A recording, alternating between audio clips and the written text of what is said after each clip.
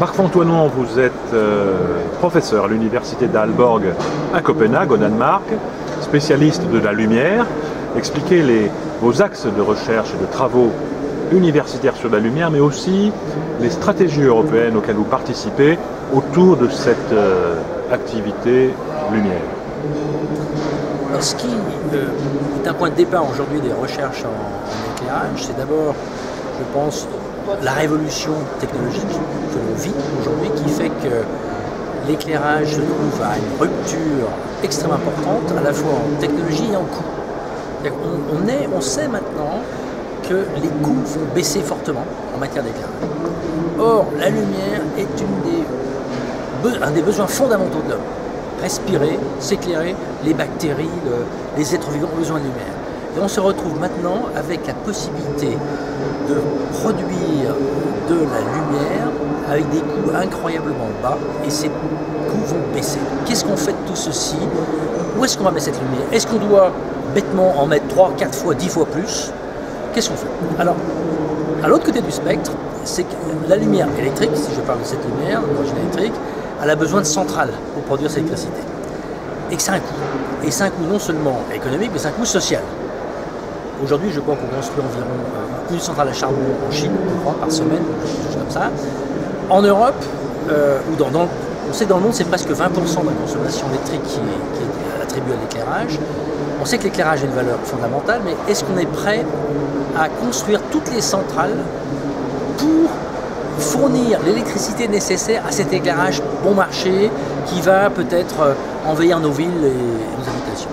Donc ça, c'est la question. Les politiques ont au niveau mondial, et notamment au niveau de l'Agence internationale de l'énergie, ont un programme de suivi de la production d'électricité et disent « Nous n'avons pas les moyens de produire les centrales électriques pour accompagner cette espèce de multiplication des sources au niveau mondial. On n'a pas les moyens. La Chine, l'Inde, s'ils devaient s'éclairer avec 10 fois ou 20 fois plus de lumière, c'est inconcevable. Donc on est aujourd'hui, heureusement, dans une contrainte énergétique, c'est-à-dire pour l'Europe, ne pas construire de centrales en plus et plutôt garder le parc existant et optimiser le réseau. Pour l'Inde, pour la Chine, pour d'autres pays en développement, minimiser la croissance. Donc on a une démarche, on va dire, étatique au niveau de la production électrique. Au niveau du consommateur, du citoyen, il y a une opportunité incroyable d'avoir une lumière plus sympathique, plus interactive, plus fun, plus jeune, plus designée, plutôt que des espèces de lampes minimalistes qui fournissent des luxes sans beaucoup de recherche en design. Donc on sent qu'il y a côté demande un potentiel gigantesque pour donner à cette lumière une identité, un sens qu'elle n'avait peut-être pas jusqu'à présent. Une qualité, une originalité. Une originalité. Donc ça, il y a une possibilité. On a vu déjà le succès de certaines petites techniques de contrôle d'éclairage avec des iPhones, sur des lampes. On peut faire beaucoup de choses.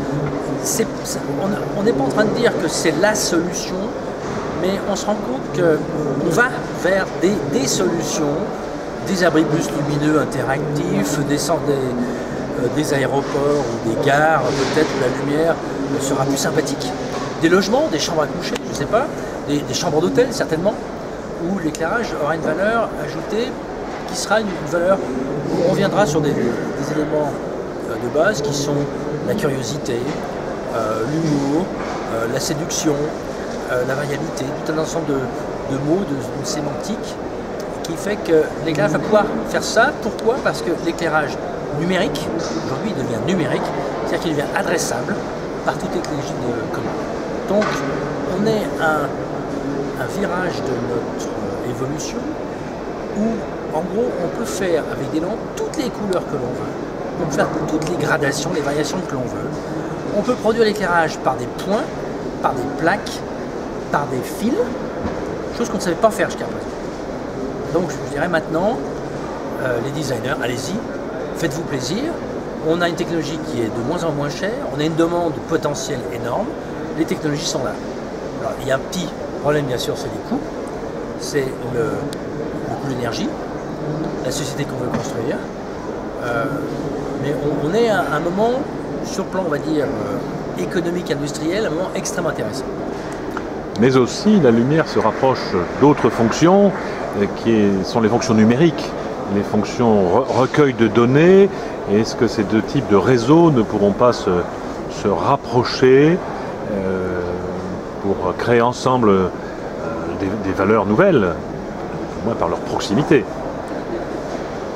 Alors aujourd'hui, ce qui est sûr, c'est que de rendre l'éclairage numérique adressable, pilotable à distance, interfacé avec les réseaux, éveille l'intérêt d'un certain nombre de personnes qui se disent et qui font l'observation suivante: l'éclairage est d'abord, pour eux, au-delà de l'éclairage, une technologie qui est peut-être parmi les mieux distribuées dans le monde au niveau des voies, c'est-à-dire que tous les 15 mètres, 20 mètres, 30 mètres, on a un point lumineux alimenté dans un certain nombre de pays développés et plus ou moins développés. Donc c'est là, et ça ne fait qu'éclairer. On a dans les logements, dans les lieux de travail, dans les usines, des éclairages avec une densité assez forte, c'est tous les 2 mètres, tous les 3 mètres. On a un point lumineux alimenté. Celui-ci va devenir numérique. Aujourd'hui, on a déjà de plus en plus de sondes, des sensors pour la sécurité incendie, pour le chauffage, pour un certain nombre de choses, et souvent le réseau de ces sondes s'ajoute au réseau d'éclairage.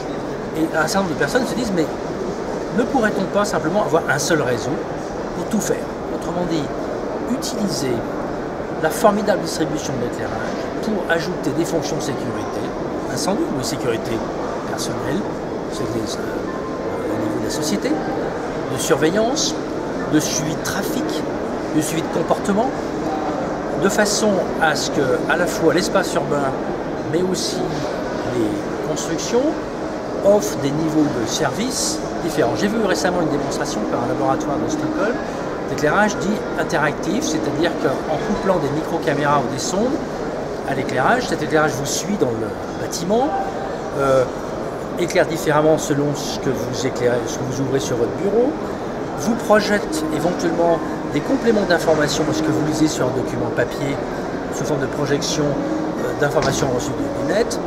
On se retrouve avec des possibilités quasi limitées, ce qu'on appelle upward, downward, c'est-à-dire on envoie de l'information et du flux, mais aussi on récupère de l'information. Tout ça avec des chips, avec des sondes qui vont devenir pas chères. Donc le débat aujourd'hui, bien sûr, entre tous les industriels, c'est qui va être le leader? Qui va imposer sa norme? Est-ce qu'on est sur le Zigbee, sur le Inocéan? Le débat aujourd'hui, il est sur le plan technologique, sur les standards, et sur le plan, je dirais plutôt intellectuel et financier, sur la propriété. C'est-à-dire qu'à partir du moment où on mesure des événements, on mesure des températures, on mesure des présences, on mesure des mouvements, des densités de personnes, qu'est-ce qu'on en fait? On peut informer le directeur du personnel de la présence du personnel dans les locaux, on peut informer dans une gare ou un métro des informations sur les flux de personnel, et tout ceci a de la valeur par rapport à des décisions.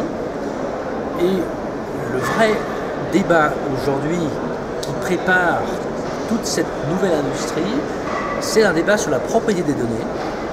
Alors, il y a sûr des questions éthiques. Alors j'ai des amis américains qui, eux, ont des caméras vidéo à basse résolution, de façon à ce que ne reconnaissent pas les gens. Merci pour la propriété, le respect de l'individualité. Mais on met quand même tout ce qu'il faut comme sonde. Donc on ne sait pas que c'est Pierre ou Jacques qui a la pièce, mais bon, il est là à cette heure-ci, il fait telle chose, et bon, on sait déjà beaucoup d'informations. Donc le vrai débat, c'est qu'est-ce qu'on fait de ça? Et le débat, enfin pour moi, les questions que je me pose, c'est quelle est la société qu'on est en train de construire. Alors, ce qui est sûr, c'est que les applications, cette espèce de dépendance que j'ai avec mon smartphone, et tout ce que je fais avec mon smartphone me rend dépendant, et j'adore ça, j'en ai besoin. Et la question qu'on se pose, et qui était le débat de Barcelone la semaine dernière à la conférence Smart Lighting, c'est: y a-t-il des fonctions qui vont faire que les gens vont adorer interagir avec ces systèmes? Autrement dit, ces systèmes vont être tellement fun, sympathiques à l'usage, que l'on sera finalement heureux de donner son âme au diable, de donner ces informations en contrepartie des services apportés. C'est le modèle des smartphones, c'est le modèle Google, c'est exactement ça. Et quand on voit ce qui s'est passé avec Google, j'ai un peu du mal à imaginer qu'on ne suive pas le même chemin au niveau de l'éclairage. Très bien, je vous remercie.